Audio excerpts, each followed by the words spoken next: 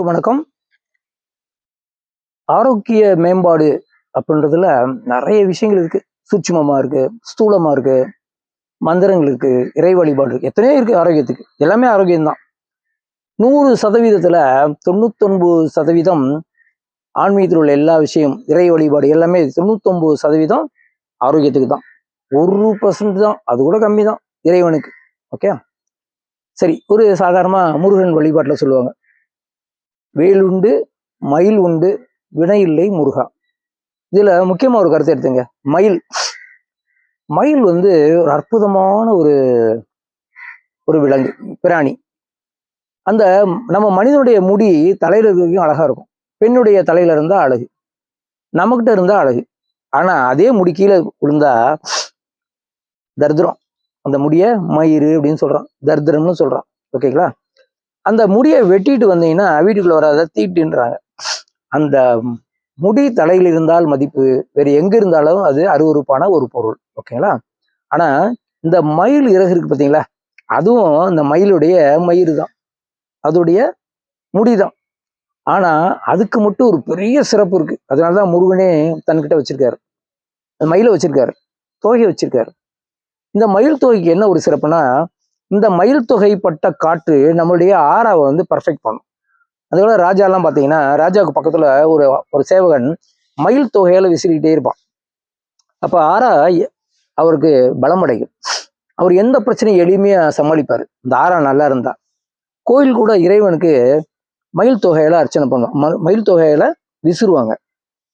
இந்த பள்ளிவாசல் முஸ்லீம்கள் அவங்க தன் மத வழிபாட்டுல மந்திரிக்கிறது, ஜெபம் பண்றதுக்கெல்லாம் மயில் தொகையை பயன்படுத்துவாங்க. இந்த மயில் தொகையில் பட்டு வரக்கூடிய காற்று நம்ம உடலை சுற்றியுள்ள ஆறாவை சரி செய்யும். அவ்வளவுதாங்க. பெருசா ஒண்ணுமே பண்ணணும். ஆறானா என்ன, சக்கரானா என்ன, அதுக்கெல்லாம் நீங்க போவே வேணாம். நாலேஜே இல்லைன்னா கவலை கிடையாது. ஒரு கட்டு மயில் தொகை வாங்கிக்கிங்க, விசிறுங்க. இன்னைக்கு விசிறியே விற்கிது, மயில் தொகையில விசிறி கடையில விற்கிது. 200 ரூபா போட்டீங்கன்னா மயில் தொகை விசிறி கிடைக்கும்.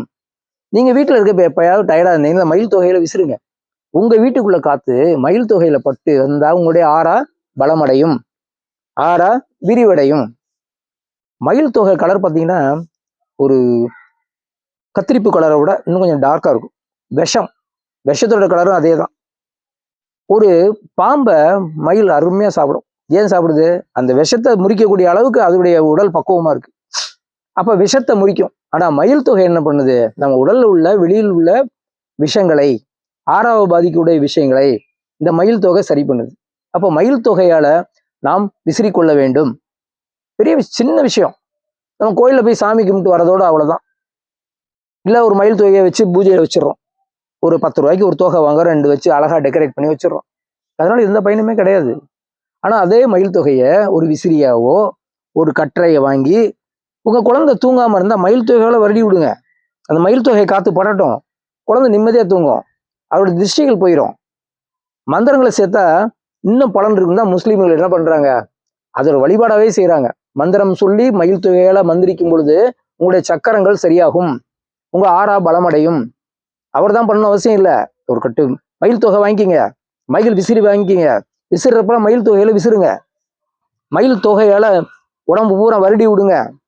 உங்கள் சக்கரங்கள் ஆரோக்கியம் அடையும், உங்கள் நோய்கள் குறையும், ஆரோக்கியம் மேம்படும். அதை குறியீட தான் இறைவன் ஒரு பொருளை வச்சிருக்காங்க. எல்லாருமே இறைவனே ஒரு பூவோ ஒரு காயோ ஒரு பழமோ ஒரு குறியீடா வச்சிருப்பாங்க. அது எதுக்கு? நம்ம பயன்படுத்தணும். அப்போ முருகன் எதை வச்சிருக்காரு? மயில் தொகை. அவருக்கு வைக்கிறதுக்கு மயில் தொகை இல்லை.